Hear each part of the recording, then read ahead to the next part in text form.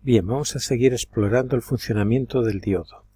Recordar, cuando está en polarización directa, me deja pasar la corriente sin dificultad. Equivaldría más o menos a tener un interruptor cerrado. Cierro el interruptor, la corriente pasa por ahí sin problema. Cuando tengo el diodo en polarización inversa, tengo cortado el camino para que pase la corriente eléctrica. Es como tener un interruptor abierto y hacer que sea imposible la circulación de la corriente eléctrica. Y si yo estoy con un diodo y me hago la pregunta, oye, ¿este diodo estará en buenas condiciones? ¿Funcionará bien? ¿Habrá tenido algún defecto? ¿Le podré emplear yo en mi circuito? ¿Cómo puedo saber yo eso? Hombre, si es nuevecito, recién salido de la tienda, lo normal es que todo vaya bien. Pero si ha estado ya montado en otro circuito, le he quitado, le he puesto, resulta que el circuito no me funciona. ¿Qué será? ¿Que he hecho las cosas mal? ¿Que los componentes no están en buenas condiciones? ¿Cómo puedo comprobarlo yo? Mirad, lo puedo comprobar de una manera sencilla, con un polímetro y realizando la medida de resistencia, de ohmios. Pero ¿y eso? ¿Y cómo hago yo esto? Muy sencillo. Si le pongo en polarización directa, la resistencia tiene que ser muy pequeñita, tiene que ser tendiendo a cero. Si le pongo en polarización inversa, la resistencia tiene que ser grandísima, prácticamente infinito. Me saldrá un símbolo en la pantalla del polímetro digital indicándome que la lectura es pues prácticamente infinito. Suele salir aquí un 0 con una L o depende del modelo del polímetro, ¿vale? Bueno, ¿y eso cómo lo hago? ¿Cómo conecto yo el polímetro en polarización directa o inversa o cómo hago yo esto? Mirad, el polímetro cuando realiza medidas de resistencia lo que hace es inyectar una corriente. Este terminal hace de polo positivo el común de polo negativo. La corriente recorre el elemento en cuestión y mide la intensidad que ha pasado por ahí el polímetro. El polímetro, digamos, echa sus cuentas, aplica la ley de Ohm y dice, oye, si he aplicado tantos voltios y por aquí han pasado tantos miliamperios, resulta que aquí tantos ohmios, ¿vale? Y recordar también, un polímetro necesita unas pilas para funcionar. Luego yo cuando conecto esto, digamos, estaría conectado al polo positivo de la pila y el común estaría conectado al polo negativo, ¿vale?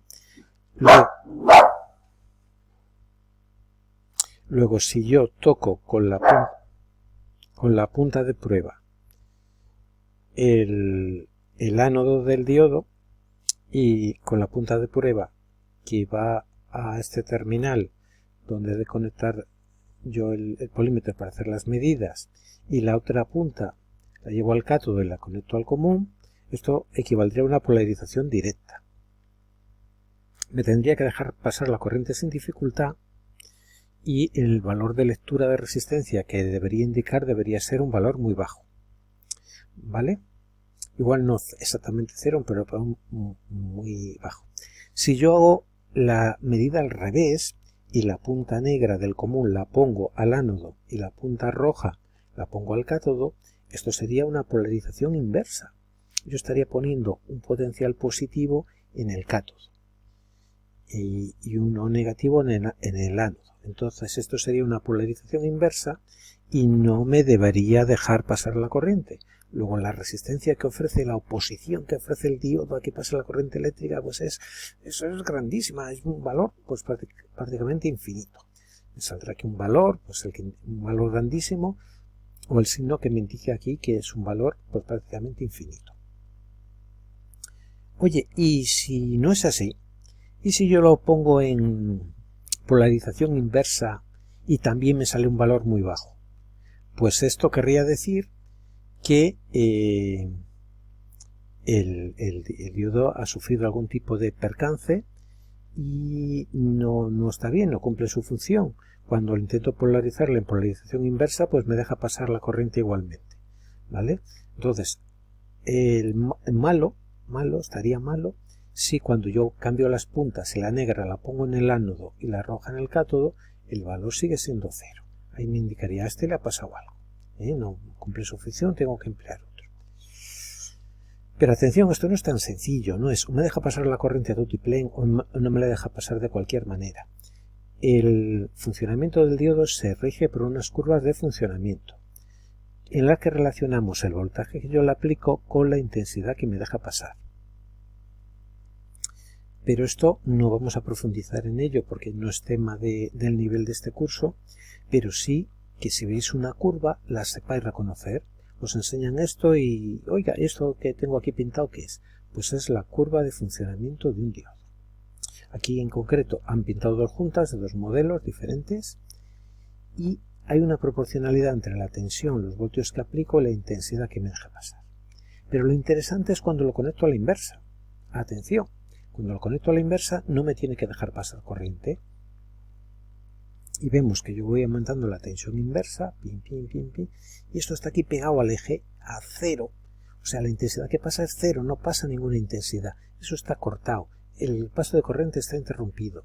Pero atención, está interrumpido hasta que llegamos a un valor de tensión inversa en que, digamos, se rompe el diodo. Y entonces es como si esa barrera que yo quisiese yo establecer la venciese la corriente que quiere ir a la contra y pudiese circular por allí sin ningún problema.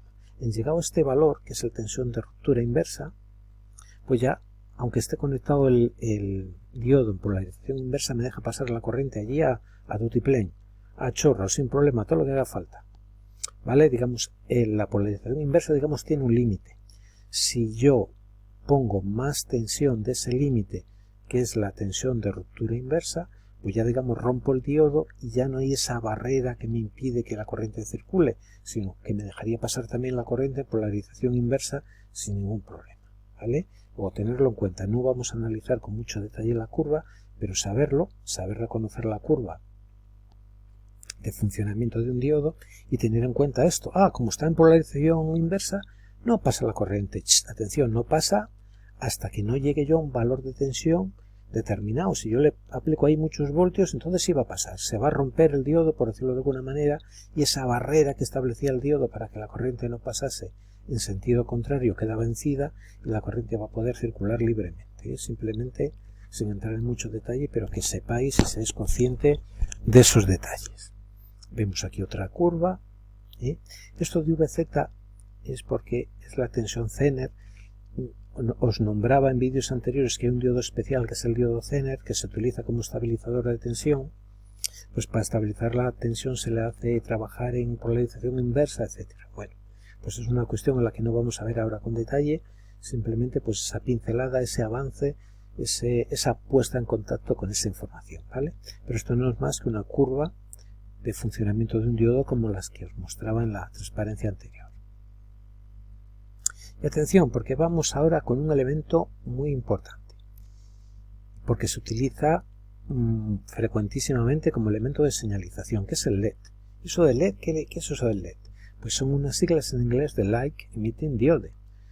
Es un diodo que emite luz, es un diodo luminiscente. Cuando está en polarización directa, no solo me deja pasar la corriente eléctrica, sino que además produce una señalización luminosa, emite luz, ¿vale? Y vosotros estaréis acostumbrados a ver los diodos LED en dispositivos de señalización. Es el pilotillo ese que está pues en casi todos los aparatos electrónicos cuando están enchufados en la tele, etcétera, etcétera. ¿Vale? Y ahora más modernamente también se utiliza no solo como elemento de señalización, sino también como elemento que nos proporciona iluminación para las aplicaciones que necesitamos iluminación en la vida cotidiana. Una bombilla para leer en mi cuarto. Pues hay ahora bombillas LED. O los faros de los automóviles. Ahora hay faros LED, etc.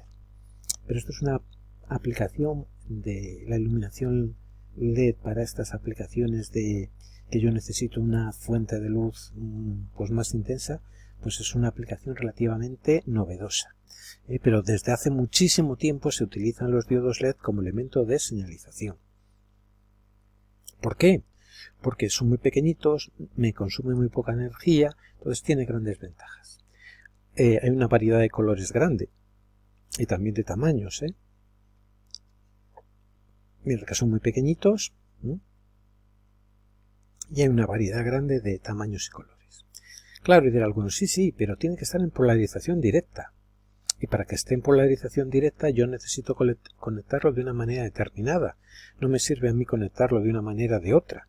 Tengo que conectar una pata que es el ánodo, al polo positivo, y otra pata, que es el cátodo, al polo negativo. ¿Cómo sé yo cuál es cuál? Pues mirar, en los diodos LED, la patilla más larga es la del ánodo, es la que he de conectar yo al polo positivo. Y la patilla más corta es la del cátodo y es la que conecto yo al polo negativo.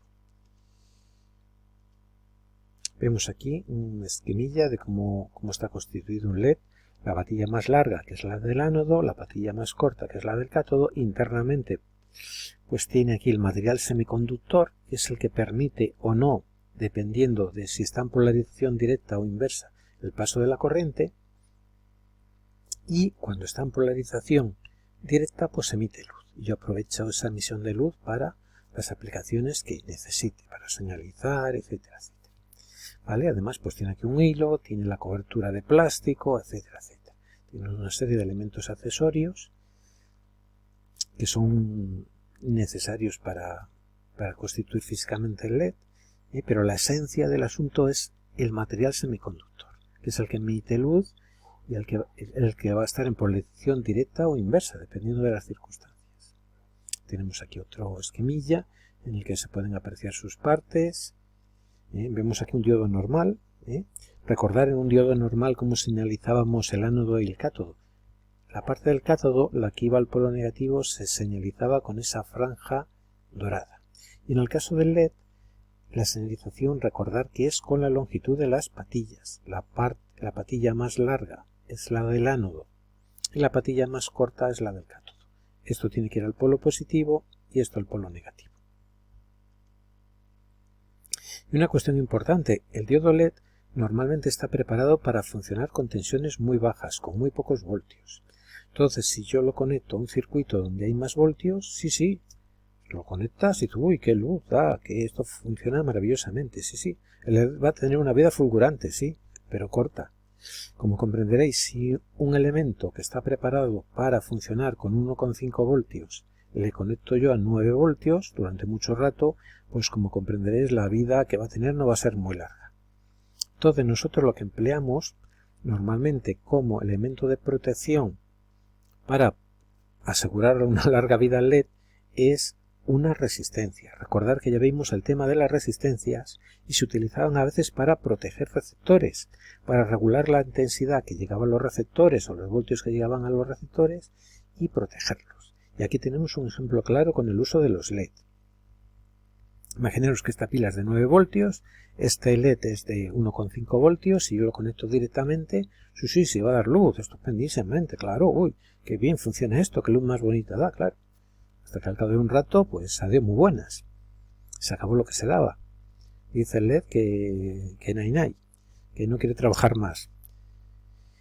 Entonces, mirad, lo que se hace es se conecta una resistencia en serie, de manera que los voltios, vamos a decir así entre comillas, sobrantes, se quede con ellos.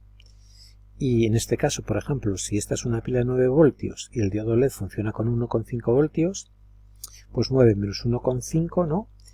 Serían 7,5 voltios. Yo calculo una resistencia tal que se quede con 7,5 voltios. Y a este le lleguen solamente 1,5 voltios. Y lo puedo dejar yo funcionar ahí horas y horas sin peligro de que aquello se vaya a estropear por aplicarle una tensión excesiva, ¿vale? Pues ya veremos más adelante un poco, recordaremos que lo vimos cuando vimos las resistencias, cómo se utilizaban para proteger receptores, recordaremos un poco cuál era el sistema para calcular el valor de la resistencia que tiene que ir ahí para la protección del LED.